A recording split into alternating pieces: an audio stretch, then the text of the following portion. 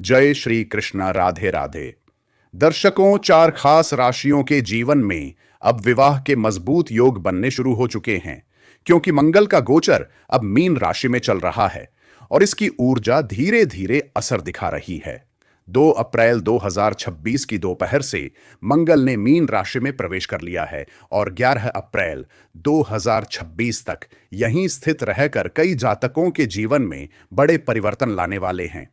जैसे ही यह गोचर सक्रिय हुआ है, राहु के साथ जो पहले अशुभ प्रभाव बन रहा था, वह अब धीरे धीरे समाप्त हो रहा है और ज्योतिष शास्त्र के अनुसार जब भी मंगल की दृष्टि 7वें भाव पर पड़ती है या मंगल इस प्रकार से गोचर करते हैं, तो विवाह के योग प्रबल होने लगते हैं और रुके हुए रिश्तों में भी गति आने लगती है।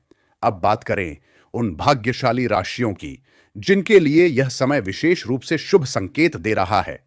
तो अप्रैल और मई के इन 2 महीनों में 4 ऐसी राशियां हैं जिनके विवाह के योग तेजी से बन रहे हैं। चाहे उन्हें राशियों के रूप में देखें या लग्न के आधार पर समझें, इनके जीवन में रिश्ता आने और पक्का होने की प्रबल संभावनाएं बन रही हैं। कहीं ना कहीं बातचीत आगे बढ़ेगी, परिवारों के बीच तालमेल बनेगा और जो चीजें पहले अटक रही थीं, उनमें अब स्पष्टता आने लगेगी। लेकिन यहां एक महत्वपूर्ण बात समझना बहुत जरूरी है कि यदि किसी भी जातक का सप्तम भाव यानी विवाह का भाव दूषित है या उसमें कोई क्रूर ग्रह बैठा हुआ है, तो थोड़ी बाधाएं अभी भी महसूस हो सकती हैं। इसलिए बेहतर होगा कि आप किसी योग्य कुंडली विशेषज्ञ या ज्योतिषाचार्य से अपनी जन्म पत्रिका का सही विश्लेषण जरूर कराएं और जो ग्रह समस्या पैदा कर रहा है उसकी शांति का उपाय समय रहते करा लें, ताकि विवाह में आने वाली अड़चनें पूरी तरह समाप्त हो सकें और शुभ समय में रिश्ता पक्का हो जाए।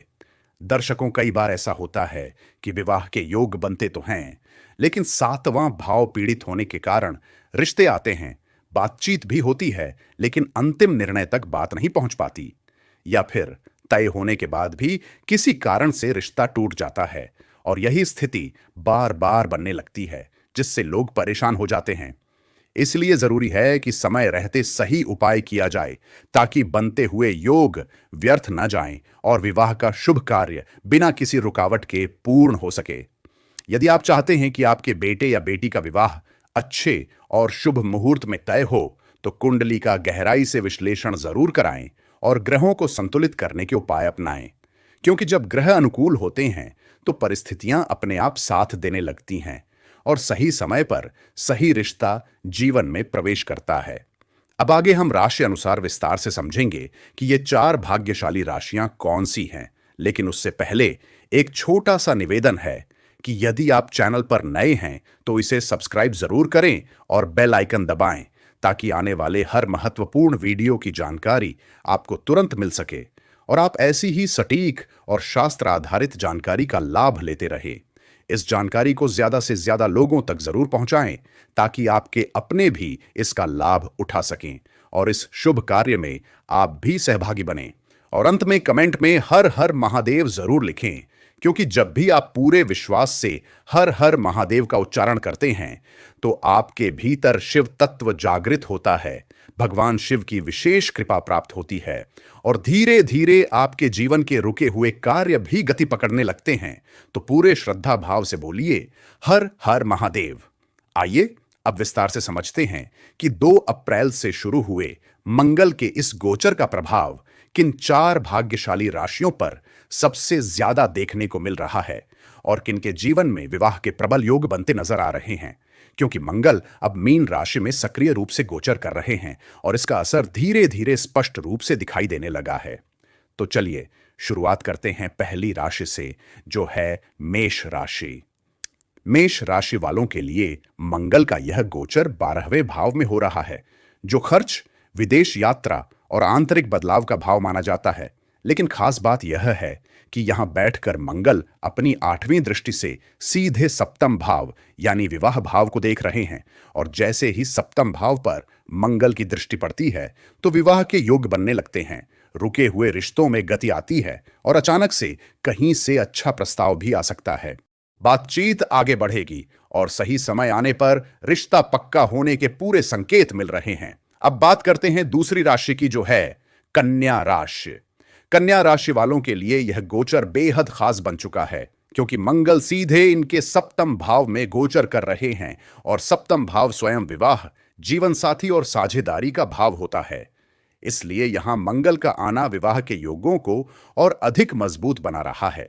ज्योतिष के अनुसार जब कोई प्रभावशाली ग्रह सप्तम भाव में आता है तो विवाह के योग स्वतः बनने लगते हैं और इस समय अन्य ग्रहों का सहयोग भी मिल रहा है, जिसके कारण कन्या राशि वालों के जीवन में रिश्ता आने, बातचीत तय होने और शुभ मुहूर्त में विवाह संपन्न होने के प्रबल संकेत दिखाई दे रहे हैं। अब आगे बढ़ते हैं तीसरी राशि की ओर, जो है धनु राशि।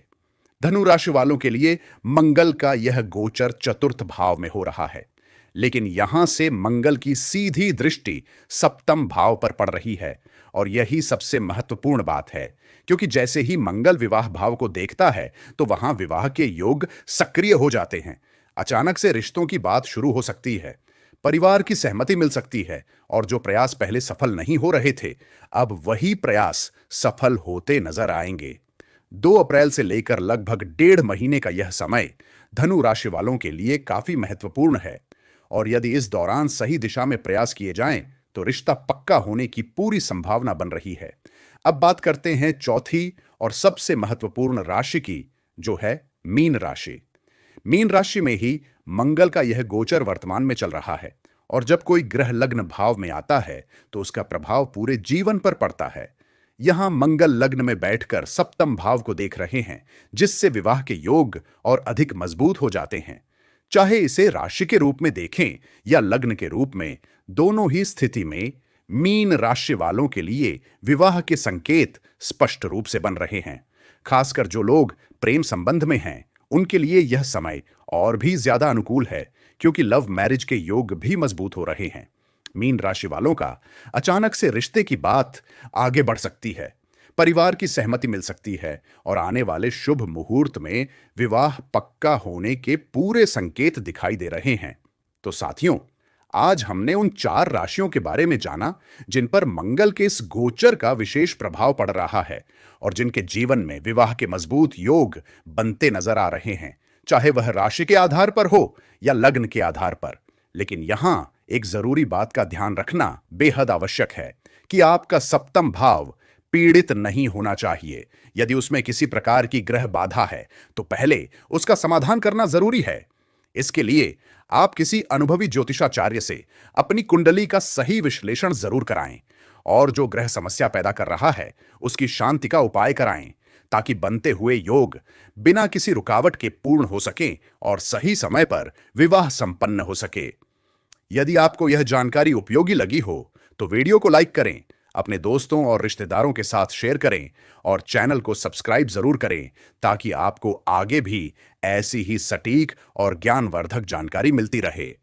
यदि आपके जीवन में विवाह, प्रेम संबंध, दाम्पत्य जीवन से जुड़ी समस्याएं चल रही है तो आप हमारे चैनल से जुड़ सकते हैं और उचित समाधान प्राप्त कर सकते हैं, क्योंकि हम अपने चैनल पर विवाह संबंधी समस्याओं, बाधाओं से छुटकारा पाने का और जल्द से जल्द शादी पक्की कराने का उपाय लाते रहते हैं। दर्शकों, यदि विवाह में देरी हो रही है, रिश्ते आकर रुक जाते हैं, बात बनते बनते बिगड़ जाती है, प्रेम संबंध में परेशानी है या परिवार की सहमति नहीं मिल रही है, तो भी उचित उपाय के माध्यम से समाधान संभव है। और अंत में एक बार फिर से पूरे विश्वास और श्रद्धा के साथ कमेंट में हर हर महादेव जरूर लिखें, क्योंकि जब भी आप सच्चे मन से हर हर महादेव का उच्चारण करते हैं तो आपके भीतर शिव शक्ति जागृत होती है, भगवान शिव की कृपा प्राप्त होती है और धीरे धीरे आपके जीवन के सभी कार्य बनने लगते हैं। तो बोलिए हर हर महादेव। जय श्री कृष्ण। राधे राधे। धन्यवाद।